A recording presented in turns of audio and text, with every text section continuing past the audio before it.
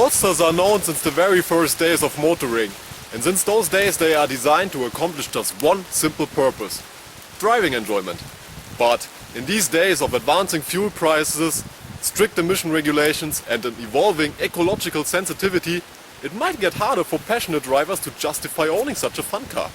So, as a company with a rich history of building open two-seater sports cars for over 60 years, I'm quite curious to find out how Porsche wants to assure the future of this puristic concept. So come on, let's check out the new Boxster and see how it drives.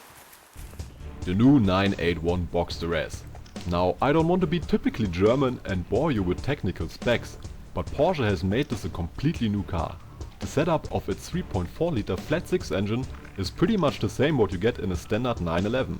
315 bhp, 0 to 100 kph in 4.8 seconds with a PDK double clutch transmission and a top speed of just a touch under 280 km per hour sound pretty quick for me. And although the car is now bigger on the outside and inside, they lost a total of 35 kilograms.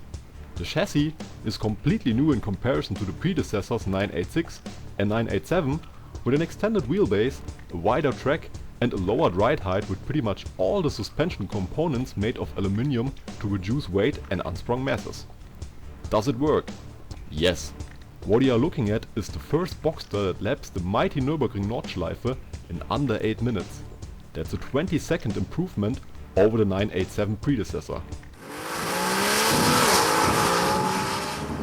Now, the Porsche Roadster history goes back into the 50s and 60s, when celebrities like Steve McQueen or James Dean raced their cars on the track. Cars like the 356 Speedster or the 550 Spider. But compared to a 550 Spider, the Boxster's real credit is pretty much unknown and fameless. You see, the fact that this car here became a commercial success saved Porsche from going bankrupt in the early 90s.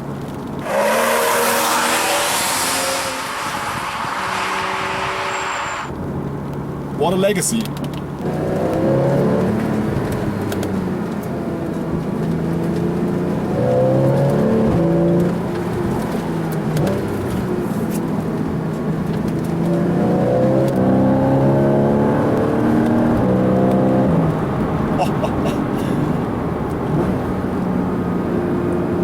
The way this car corners is absolutely astonishing, especially driving on these optional 20-inch Carrera wheels and tires.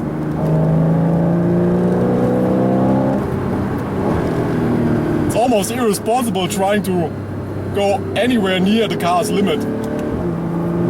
And to quote my personal idol, Porsche's test driver and rally champion Walter Röhrl, if the ESP goes on in this car, then you definitely know that it was necessary, because then the roof has been on fire.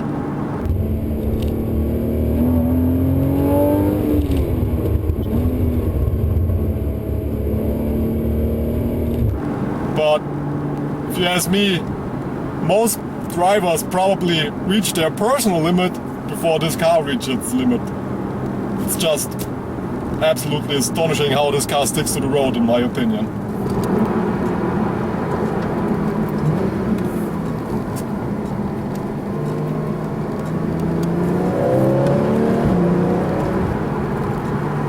Now, as somebody that always recommends manuals, I didn't expect myself to say good things about this new PDK, but it's really amazing. Apart from the fact that it has some really clever technology, like the new sailing function, which puts the car automatically into neutral when you are lifting your foot off the gas pedal, and then it just rolls along with idle. Finally works, that's the big news for me. The PDK finally feels the way it should have always felt like.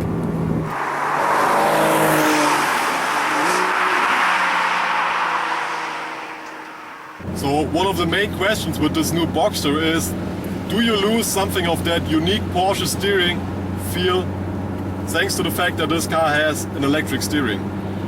And I have to say, many opinions that I have heard about it so far are short-minded. Because what I feel like is that most people that have driven the predecessor and would get inside this car without knowing that it has an electric steering, they wouldn't really notice the difference, especially driving on public roads. Just because this electric steering feels quite heavy, other than most other electric steerings that I have driven so far. And by that, it's not that confusing. It's still very direct and absolutely accurate to drive.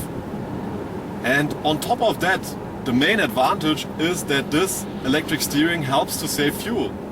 And that's really what Porsche had to achieve with this new car to assure the future of them being a sports car maker.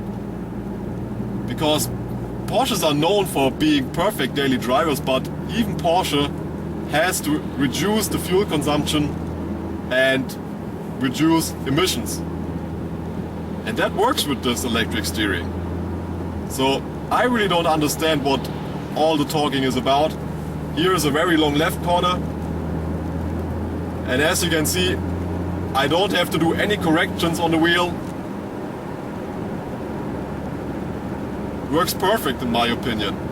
I'm quite surprised about that, but it really isn't a big deal that some other people might tell you it is. Not even on a wet road like this one here. I still can absolutely feel what the front axle is doing, what the tires are doing. And yeah, for that reason I'm really surprised to say that this electric steering isn't a big deal that I expected it to be. Drives perfect, saves fuel. What more can you ask for?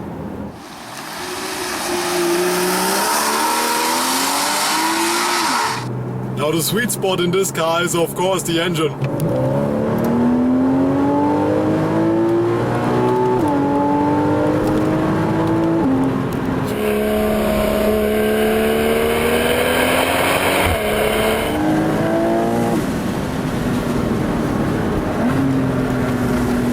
Oh my god!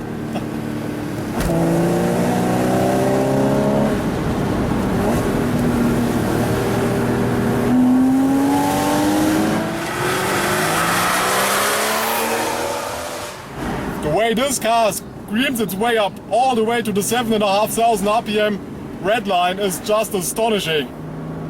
It's only got 5 more horsepower than the predecessor, but oh my god. With this new PDK,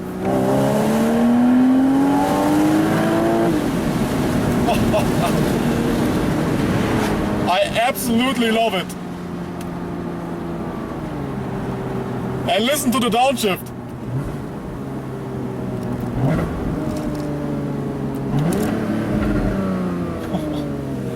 Even backfires like nothing I've driven before from Porsche.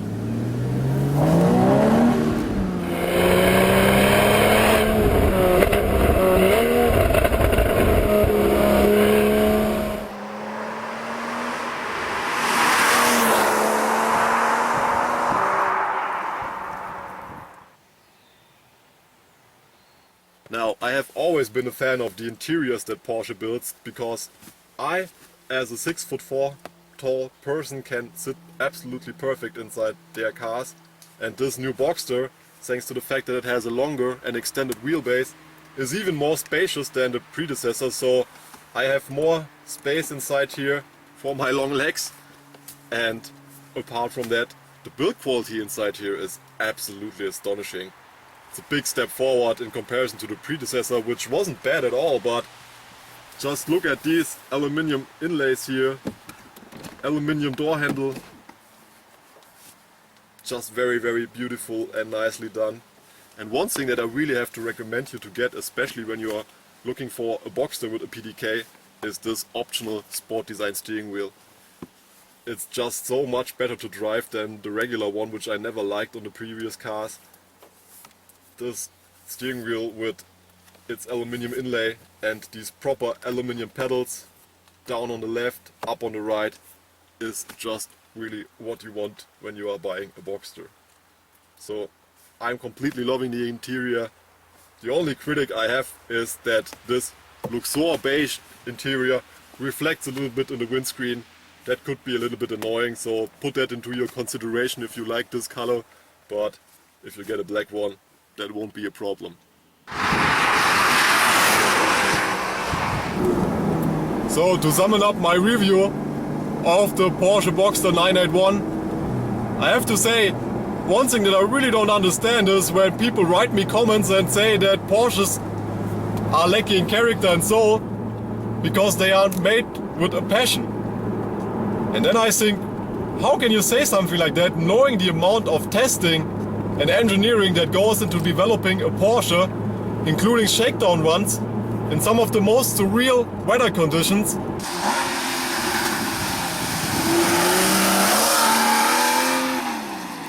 I mean, what sports car maker puts their cars through such tests? I can think of another one that does this kind of extreme testing. And for me, this relentless pursuit of perfection might be a German thing, but it's definitely an indication of passion. And for that reason, I think you can feel it in this Boxster. It's an absolutely sensational sports car, a puristic roadster, and on top of that, it's a perfectly usable daily driver. What other car offers this? And what other car is making the Getawayer smile like that? I hope there will be other ones, but right now I'm completely in love and absolutely amazed about this Boxster. Sensational car, absolutely great.